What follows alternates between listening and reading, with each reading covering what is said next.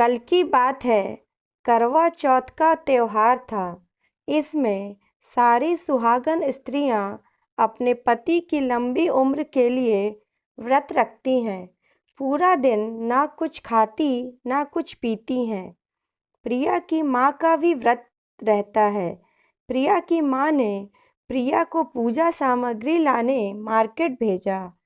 प्रिया पूजा सामग्री खरीदकर स्कूटी में रख ही रही थी कि प्रिया की फ्रेंड निशा ने प्रिया को आवाज़ लगाई।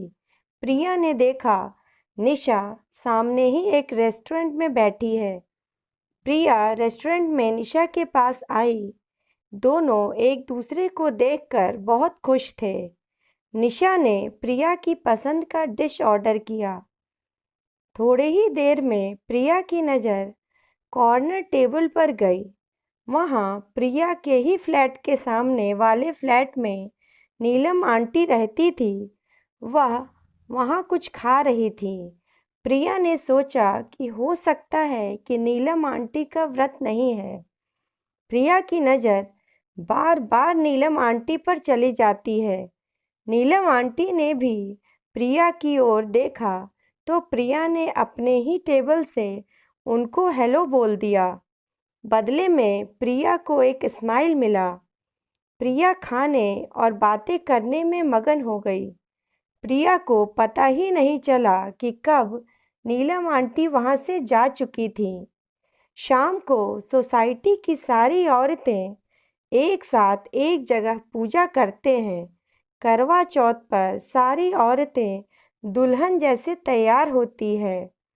प्रिया ने भी अपनी माँ को बिल्कुल दुल्हन की तरह सजा दिया था। प्रिया माँ के साथ नीचे पहुँची, जहाँ सोसाइटी की औरतें पहले से मौजूद थीं। उन सारी औरतों में नीलम आंटी भी थीं। सुंदर लाल जोड़े में सारी श्रृंगार संयुक्त एक नई नवेली दुल्हन के जैसी नीलम आंटी लग रही थी। प्रिया को लगा कि वह शायद पूजा देखने आई होंगी, लेकिन वह सारी औरतों के साथ बैठकर पूजा करने लगीं। प्रिया को नीलम आंटी को पूजा करते देखकर बहुत गुस्सा आ रहा था। मन ही मन सोचने लगी प्रिया कि नीलम आंटी ने करवा चौथ जैसे पवित्र त्योहार का मजाक बना दिया। यह व्रत रखने का ढोंग क्यों कर रही? प्रिया गुस्से में सिर्फ आंटी की तरफ ही देखे जा रही थी। कभी कभी आंटी की नज़र भी प्रिया से मिल जाती तो आंटी प्रिया से नज़रें चुरा लेती।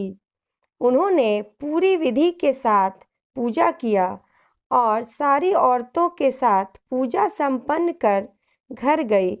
प्रिया को उन पर इतना गुस्सा आ रहा था कि प्रिया घर जाकर सारी बात अपनी माँ को बता देती है। माँ प्रिया पर ही उल्टा गुस्सा हो गई। माँ ने कहा कि जरूर तुम्हें कोई गलतफहमी हुई होगी, भला ऐसे कोई करता है? उस दिन के बाद से प्रिया नीलम आंटी को देखना भी पसंद नहीं करती थी। प्रिया को झूठे और ढोंगी लोगों से नफरत थी और नीलम आंटी ने दोनों ही किया था। एक दिन लिफ्ट में दोनों का आमना सामना हो जाता है। प्रिया उनसे बचकर निकलना चाह रही थी, लेकिन आंटी ने प्रिया को रोक लिया। फिर भी प्रिया सिर्फ उनके सवालों का जवाब देकर चले जाना चाहती थी, लेकिन वह थी कि प्रिया के पीछे ही पड़ गई। प्रिया उनकी हरकत से झल्ला गई और झल्लाहट में प्रिया ने उनको झूठी, ढोंगी और अपना धर्म का अपमान करने वाली बता दिया। प्रिया ने ना जाने और कितना भला बुरा नीलम आंटी को सुना दिया। प्रिया से इतना सुनने के बाद भी आंटी के चेहरे पर मुस्कान थी। आंटी ने प्रिया का हाथ पकड़ा और नीचे गार्डन में ले गई। वहाँ एक बेंच पर बिठाकर आंटी ने प्रिया से पूछा कि क्या तुम मुझसे करवा चौथ वाले दिन को लेकर यह सब बोल रही हो? प्रिया कुछ नहीं बोली। फिर आंटी ने कहा कि बेटा, उस दिन जो कुछ भी हुआ वह मैंने जानबूझकर किया। उनकी बात सुनकर प्रिया एकदम आश्चर्य में पड़ गई। प्रिया पूछी कि आपने ऐसा क्यों किया?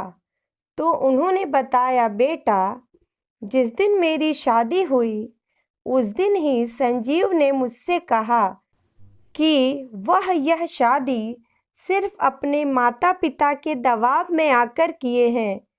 वह मुझे एक पत्नी का दर्जा कभी नहीं दे पाएंगे।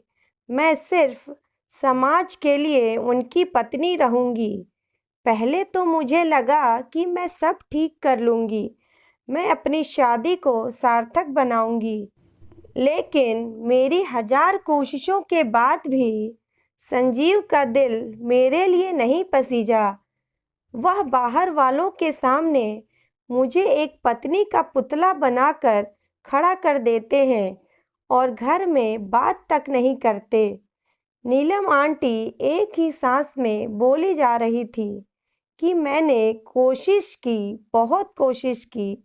12 साल तक अपने रिश्तों को सही राह पर लाने की कोशिश की, लेकिन एक दिन मुझे पता चला कि संजीव की जिंदगी में कोई और है।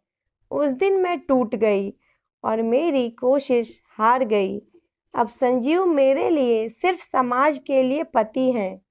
आंटी ने प्रिया की ओर देखते हुए बोला, अब तुम ही बताओ बेटा, मैं क्यों उस पति के लंबी उम्र के लिए व्रत रखूं जिसने मेरी जिंदगी बर्बाद कर दी। पिछले 3 साल से मैं व्रत रखने का सिर्फ ढोंग कर रही हूँ, जैसे वह मुझे पत्नी मानने का ढोंग कर रहे हैं समाज वालों के सामने कि मैं उनकी पत्नी हूँ, तो समाज वालों के सामने मैं भी उनकी अच्छी पत्नी बनने का ढोंग ही कर रही हूँ। आंटी की बात सुनने के बाद प्रिया को नीलम आंटी कहीं से भी गलत नहीं लगी। प्रिया और नीलम आंटी दोनों एक अच्छी दोस्त बन गई।